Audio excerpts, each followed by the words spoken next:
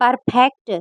खिड़की पर खड़ी तुलिका बहुत देर से देख रही थी कि समुद्र की लहरें समुद्र से ही लड़कर आगे जाकर वापस उसमें ही मिल रही थी। मानो सीमा में बंधी वह लहरें सागर से निकलने को आतुर थी, पर वापस सागर में ही मिल जाना उनकी नीति थी।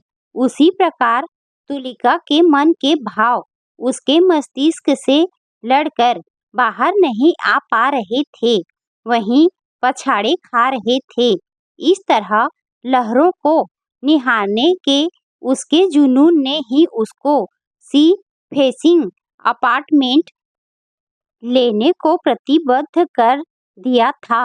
अपनी धनराशि का बड़ा हिस्सा उसने इसको पूरा करने में लगा दिया और आज वही लहरें जैसे उसे मुंह चिढ़ा रही थी। जिंदगी में सब कुछ कितना परफेक्ट चल रहा था जब तक उसने डॉक्टर दिव्या के क्लिनिक पर विजिट नहीं की थी। वहां से लौटने के बाद उसका मस्तिष्क अपने ही बुने विचारों से मुक्त नहीं हो पा रहा था। प्लान्ड प्रेगनेंसी के बाद रेगुलर चेकअप के दौरान जब डॉक्टर दिव्या ने कहा कि बच्चे की ग्रोथ जानने के लिए सोनोग्राफी करानी होगी, तब वह व्योम के साथ सोनोग्राफी की रिपोर्ट लेकर कल डॉक्टर दिव्या के क्लिनिक पहुंची थी। डॉक्टर दिव्या ने जो कहा वह कल से आज तक उसके कानों में गूंज रहा था। Tulika, your baby is showing some system up down syndrome. मैं श्योर तो नहीं, पर ग्रोथ बहुत पुअर है। बच्चे का फ्यूचर डाउनफुल है। दिव्या के स्वर में चिंता साफ झलक रही थी। Down syndrome, you mean abnormal baby? Divya की बात काटती हुई व्योम ने तुरंत कहा। दिव्या ने कहा, पूरी तरह से एबनॉर्मल नहीं, पर बच्चा शारीरिक व मानसिक रूप से बहुत कमजोर हो सकता है। ग्रोथ बहुत स्लो रहेगी या शायद ग्रोथ हो नहीं। सॉल्यूशन क्या है? व्योम ने अधीर हुए पूछा। You may abort this baby. आप बच्चे से मुक्ति पा सकते हैं। कानून भी इसकी इजाजत देता है, डॉक्टर दिव्या ने स्पष्ट शब्दों में कहा। तुलिका निशब्द दोनों की बातें सुन रही थी। बिना कुछ कहे वह व्योम साथ क्लिनिक से लौटने लगी। घर लौटते हुए जहां व्योम बहुत परेशान था, वहीं तुलिका सागर शरीखी शांत हो गई थी, पर उसके मन में विचारों का झंझावात गहरा रहा था। क्या गलत हो गया? सब कुछ कितना परफेक्ट प्लान किया था। जिंदगी में उसने बचपन से लेकर आज तक मनचाहा पाने को ना संघर्ष से पीछे हटी थी, ना मेहनत से। दादाजी के दिए नाम को उसने सार्थक सिद्ध कर दिया था। अपनी मेहनत से जीवन की पुस्तक को तरह तरह के रंगों से सजाती चली आ रही थी। वह बचपन से जो सदैव आगे रहने की इच्छा थी, वह परफेक्ट बनने के जुनून में कब बदल गई उसे पता ही नहीं चला। पहले स्कूल टॉप किया, फिर आईआईटी क्लियर और फिर टॉप क्लास एमएनसी में कैंपस सिलेक्शन। आगे बढ़ती गई। जब लगा शादी की उम्र ना निकल जाए तो माँ बाप के चुने व्योम से रिश्ते को उसने बेझिझक मोहर लगा दी। अब उसके प्रगति पथ का व्योम भी साथी था। समुद्र की लहरें उसे सदा लुभाती थी। ऑफिस से लौटती वहां व्योम के साथ लहरों को छूकर अक्सर आती और इसी के चलते उससे अपना आशियाना चुनने में बड़ी धन राशि खर्च करनी पड़ी। लहरें अब उसकी नजरों की कैद में थी। दिन भर की थकान अपने अपार्टमेंट की बालकनी से लहरों के साथ कॉफी से उतर जाती थी। व्योम उसे अक्सर छेड़ता, कॉफी विद लहरें, हिट है तुम्हारा, सब कुछ चल रहा था, परफेक्ट, बहुत परफेक्ट।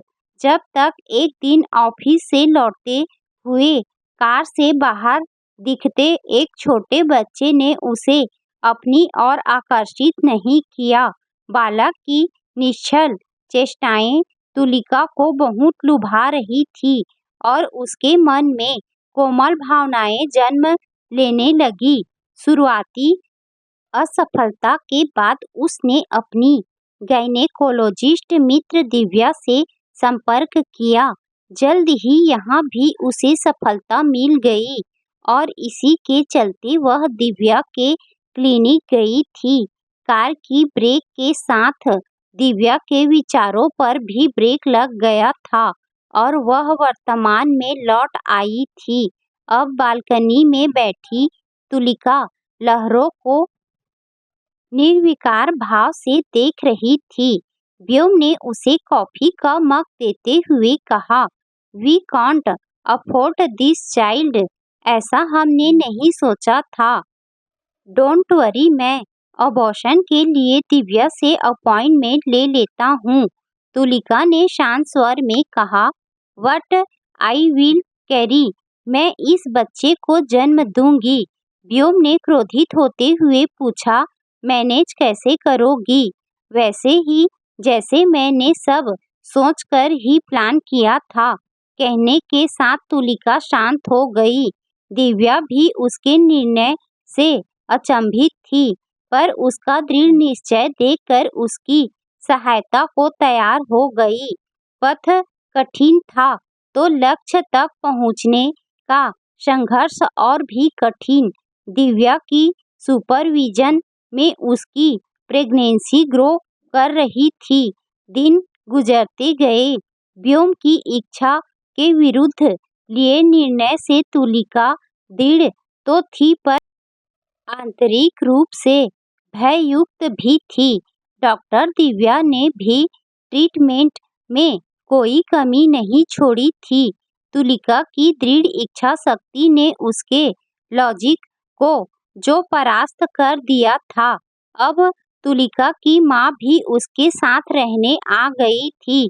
भय उन्हें भी था, पर वह सदैव की तरह अपनी बेटी की रजामंदी में ही रजामंद थी। ऑफिस से भी उसे लीव मिल गई थी। वह स्वयं को शारीरिक व मानसिक रूप से चुनौती के लिए तैयार कर चुकी थी।